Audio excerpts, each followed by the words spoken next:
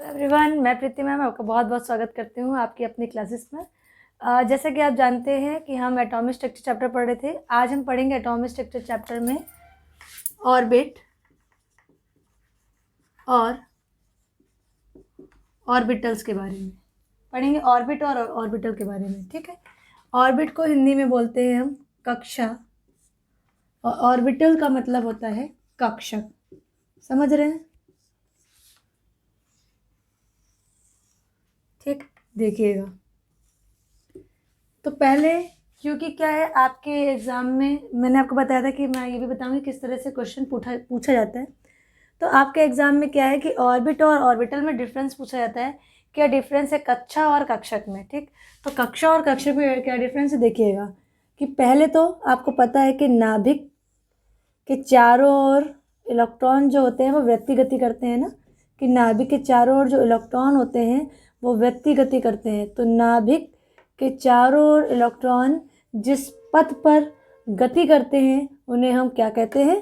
कक्षा कहते हैं। क्या कहते हैं? कक्षा।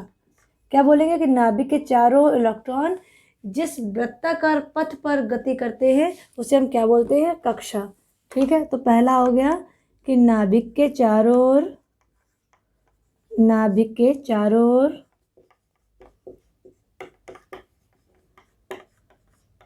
इलेक्ट्रॉन जिस वृत्ताकार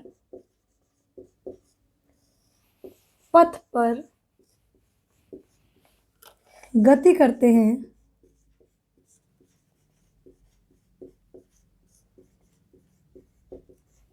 उन्हें हम क्या कहते हैं? कक्षा कहते हैं।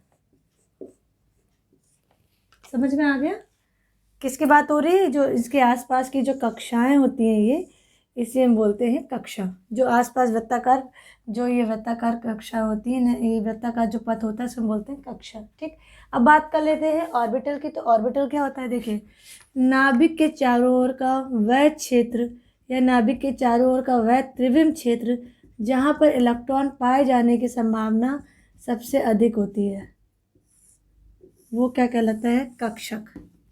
क्या कहलाता है? कक्षक। ठीक, समझ में आ गया। यानी नाभिक के चारों इलेक्ट्रॉन जिस वृत्ति पथ पे गति कर रहे हैं, लगातार घूम रहे हैं, वो हमारी कक्षा हो गई। और ऑर्बिटल क्या हो गया? नाभिक के चारों ओर का वह त्रिविम क्षेत्र। कौन सा क्षेत्र? त्रिविम क्षेत्र जहाँ पे इलेक्ट्रॉन पाए जाने की संभावना सबसे अधिक होती है उसे हम क्या बोलते हैं? कक्षक कहते हैं। ठीक, समझ में आ गया दोनों डिफरेंस। दूसरा डिफरेंस देख लेते हैं। ठीक, क्योंकि नाभिक के चारों ओर जो इलेक्ट्रॉन होते हैं वो वृत्ति पथ पर लगातार गति करते हैं तो उसका जो आकार होता है वो निश्चित होता है। आकार क्या होता है? निश्चित। ठीक है, समझ में आ गया। क्योंकि इलेक्ट्रॉन जो है वो नाभिक के चारों ओर वृत्ति पथ पर लगातार गति करते हैं तो इसलिए इनका आकार निश्चित होता है। लेकिन इसमें क्या कह सकते हैं कि ऑर्बिटल में इलेक्ट्रॉन पाए जाने की संभावना अधिक होती है ना, वह क्षेत्र जहाँ पे इलेक्ट्रॉन पाए जाते हैं, इसलिए इनका आकार निश्चित नहीं हो सकता। तो आकार कैसा हुआ? आकार हो गया इसका अनिश्चित। ठीक, क्लियर। चलिए तीसरा देख लेते हैं। इसमें क्या है? सभी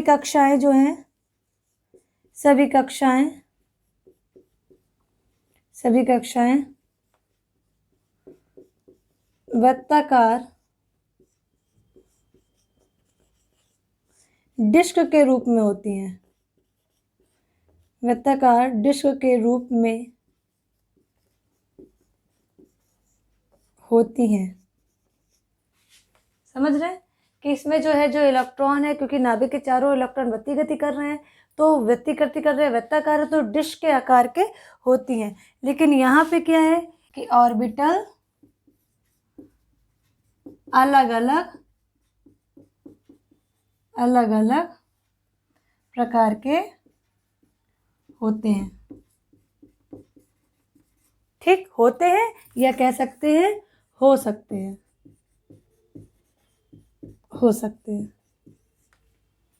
ठीक, समझ में आ रहा है? समझ रहे हो आप लोग? कक्षा क्वेश्चन में क्या हो, बहुत इंपॉर्टेंट है, ये पूछा जाता है आपको कि कक्षा कक्षक में क्या डिफरेंस है। ठीक, तो नाभिक के चारों ओर का वृत्ताकार पथ जिसमें इलेक्ट्रॉन लगातार गति करते हैं उसे कक्षा कहते हैं। क्योंकि लगातार गति कर रहे हैं इसलिए इनका आकार निश्चित होता है। सभी आकार जो है डिस्क के आकार की वृत्ताकार होती हैं। यहाँ क्या है, वो क्षेत्र है जहाँ पे इलेक्ट्रॉन पाए जाते हैं, तो गति तो कर नहीं रहे हैं तो उनका आकार निश्चित नहीं होता। और ऑर्बिटल यहाँ पे अलग अलग प्रकार के होते हैं, है ना, उसके अलग अलग प्रकार के होते हैं, एस होता है, पी होता है, वो हम आगे पढ़ेंगे, देखिएगा। दूसरा क्या है कि कक्षा में इलेक्ट्रॉनों की संख्या कितनी होती है। कक्षा में इलेक्ट्रॉनों की अधिकतम संख्या 2n² होती है, जहाँ पे n क्या है ये हम आगे पढ़ेंगे। यहाँ पे n जो है ये हमारा है principal quantum number. Principal quantum number यानी कि इसको हम हिंदी में बोलते हैं मुख्य क्वांटम संख्या। मुख्य क्वांटम संख्या, ठीक। और यहाँ पे इसका मैक्सिमम कितना हो सकता है। ऑर्बिटल में मैक्सिमम 2 इलेक्ट्रॉन रह सकते हैं। एक ऑर्बिटल में मैक्सिमम कितने इलेक्ट्रॉन रह सकते हैं, मैक्सिमम कितने इलेक्ट्रॉन रह सकते हैं, 2। ठीक है, समझ रहे हो आप कि यहाँ पे क्या मैक्सिमम इलेक्ट्रॉन कितना हो सकता है, 2n² हो सकते हैं। और n क्या है, यहाँ पे मुख्य क्वांटम संख्या है। जबकि ऑर्बिटल में मैक्सिमम इलेक्ट्रॉन कितने रह सकते हैं, 2 रह सकते हैं। अब क्या है ऑर्बिटल कितने तरह के होते हैं ये भी हम आगे पढ़ेंगे। एक और पॉइंट रह गया वो देख लीजिए, इसको यहाँ लिख देते हैं। क्या है पॉइंट है हमारा 5th कि कक्षा में हम इलेक्ट्रॉन या कक्षा में हम व्यक्तिगति करते हुए कण की प्रकृति का संज्ञान ले सकते हैं, लेते हैं। यानी जो कक्षा है, यानी कक्षा में ऑर्बिट में जो इलेक्ट्रॉन है जो गति कर रहा है उसको हम कण के रूप में संज्ञान ले सकते हैं।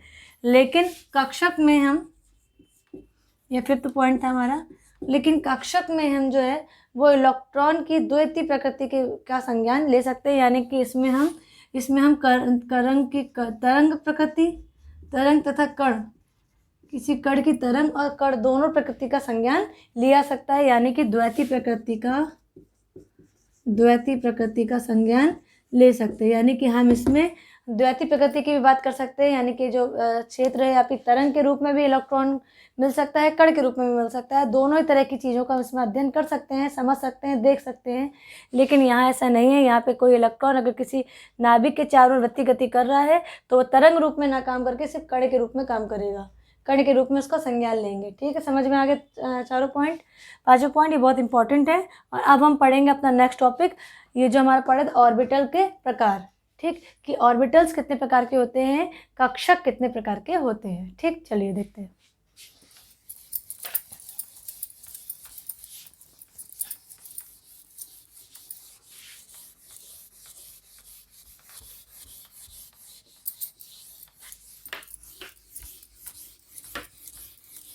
तो यहाँ पे बात करते हैं हम कक्षक के प्रकार की। कक्षक 4 प्रकार के होते हैं। पहला प्रकार जो है हमारा वो हमारा है एस ऑर्बिटल। ठीक, एस ऑर्बिटल की बात कर लेते हैं। जो एस ऑर्बिटल है पहला प्रकार, ये कैसा होता है, गोलाकार होता है, गोलाकार। ठीक है, देख लेते हैं इसको, ये कैसा होता है, गोलाकार होता है। ठीक, तो एस ऑर्बिटल कैसा होता है, गोलाकार। और क्या पता लगता है हमें इसके बारे में, इसके बारे में पता लगता है कि यह जो हमारा केस कक्षा होती है, के कक्षा में केवल एक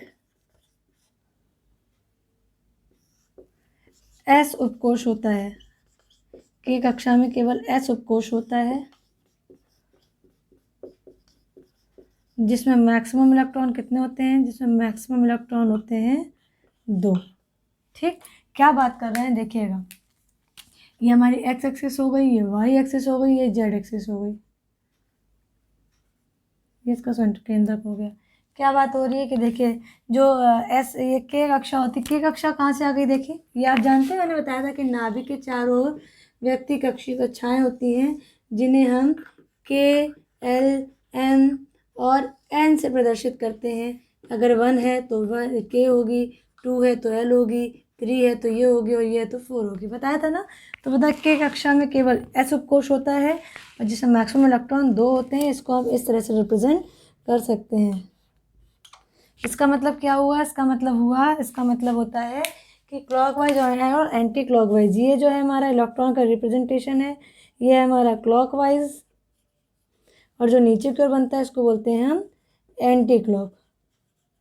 समझ रहे हो आप? देखिएगा इस तरह से, ये अगर इस तरह से है तो ये हमारा क्लॉकवाइज है, क्लॉकवाइज, ठीक। और अगर हमारा इस तरह से है तो इसको बोलेंगे हम एंटी क्लॉक।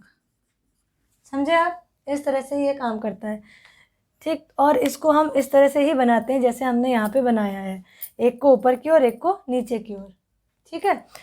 तो क्या पढ़ा हमने एस के बारे में? एस ऑर्बिटल के, एस ऑर्बिटल जो है वो गोलाकार होते हैं, के सेल में केवल एक उपकोष होता है, इसमें मैक्सिमम इलेक्ट्रॉन कितने रह सकते हैं? 2 रह सकते हैं। और के कक्षा में केवल एक एस उपकोष होता है जिसमें मैक्सिमम इलेक्ट्रॉन 2 रह सकते हैं, एक क्लॉकवाइज और एक एंटी क्लॉकवाइज, ठीक। मैक्सिमम इलेक्ट्रॉन कितने रह सकते हैं? 2, ये याद करने वाली बात है, देखिएगा, ठीक। ठीक, अब यहाँ पे हम बात करते हैं दूसरे ऑर्बिटल की। दूसरा ऑर्बिटल हमारा क्या है? दूसरा ऑर्बिटल हमारा है पी ऑर्बिटल। दूसरा ऑर्बिटल हमारा कौन सा है? पी ऑर्बिटल, ठीक है। देखते हैं आप पी ऑर्बिटल के बारे में क्या होता है। पी में, पी उपकोष में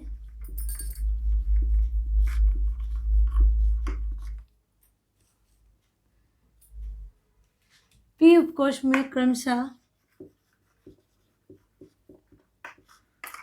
3 ऑर्बिटल्स होते हैं।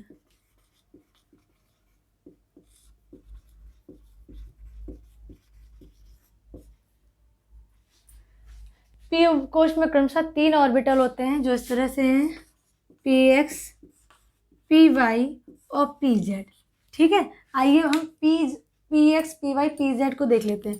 अच्छा, एक चीज़ और कि ये डम्बल शेप के होते हैं। कैसे शेप होता है इसका? डम्बल आकार होता है। ये इम्पॉर्टेंट है, ये पूछा जाता है। ये अगर यहाँ और ये इधर, ठीक है, ये पूछा जाता है और यहाँ ये पूछा जाता है कि इसका आकार, एस ऑर्बिटल का आकार कैसा होता है? तो गोलाकार होता है। पी ऑर्बिटल का आकार कैसा होता है? तो ये डम्बल शेप होता है, ठीक है, डम्बल आकार का होता है। कितने होते हैं? 3 होते हैं, p x, p y, p z. और यहाँ पर कितने होते हैं? केवल एस उपकोष होता है, ठीक। मैक्सिमम इलेक्ट्रॉन कितने होते हैं आप देखिएगा। और ये प्रत्येक में आपको पता है, जैसे देखिएगा, जैसे हम पी की बात करें 3p, तो हम ये इसको इस तरह से बना सकते हैं। 3p है तो p में क्या हो? एक px हो गया या 3px हो गया, ठीक है, एक 3py हो गया और एक 3pz हो गया। मैक्सिमम इलेक्ट्रॉन कितने आएंगे यही लिख लेते हैं। मैक्सिमम इलेक्ट्रॉन आएंगे इसमें 6। कैसे? क्योंकि पता है एक बॉक्स में कितने इलेक्ट्रॉन रहते हैं? 2। तो देखिए 2 इलेक्ट्रॉन, 1 2 3, ठीक। यहाँ पे भी 2 करने हैं, ये और ये। तो मैक्सिमम इलेक्ट्रॉन दिख रहे हैं आपको? 6 होते हैं।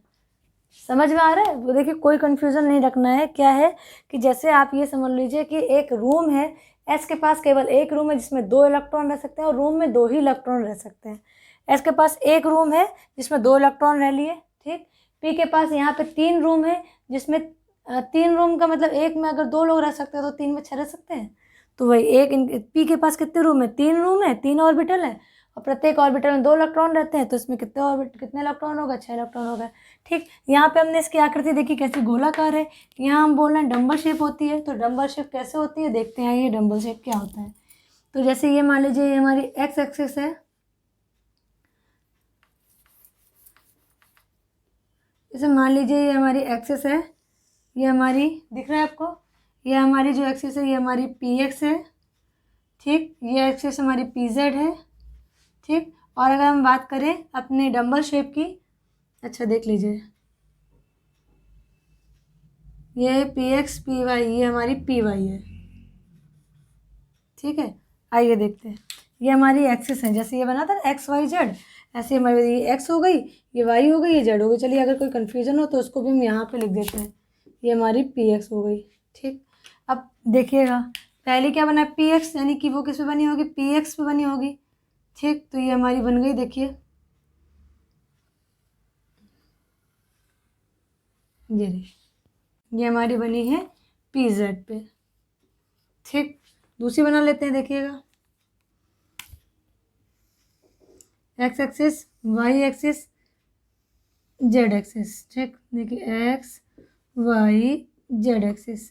अभी हमने किस पे बनाया है, पी, ये बना लिया। अभी किस पे बना दो, इस पे बना दो, पी वाई पे। ये हमारा पी वाई बन गया। ठीक, एक और बना लेते हैं, चलिए। यहाँ पे दिख रहा है आपको, ये दिखेगा? ठीक है, देखिएगा। ये हमारी 3 एक्सिस हो गई, ये हमारी जेड एक्सिस हो गई, ये हमारी वाई एक्सिस हो गई, ये हमारी एक्स एक्सिस हो गई। ये पी एक्स हो गई, ये पी वाई हो गई, ये पी जेड हो गई। ये यहाँ पे भी वही था। ठीक, ये हमारा पी एक्स बना था। ठीक, ये हमारा कैसे बना था, पी वाई पे, वाई एक्सिस पे था ना ये। और ये किस बनाएंगे, देखिए पी जेड बन चुका है, पी वाई बन चुका है, पी एक्स नहीं बना है, तो हमने पी एक्स बना दिया। ये हमारा हो गया डम्बल शेप। और ये किस पे बना है, पी एक्स पे। ठीक, क्लियर, समझ में आ गया कि एस कोश गोलाकार होता है, पी हमारा डम्बल शेप होता है। प्रत्येक ऑर्बिटल में 2 इलेक्ट्रॉन रह सकते हैं। एस के पास केवल एक ही ऑर्बिटल होता है तो 2 इलेक्ट्रॉन। पी के पास 3 ऑर्बिटल होते हैं तो 6 इलेक्ट्रॉन।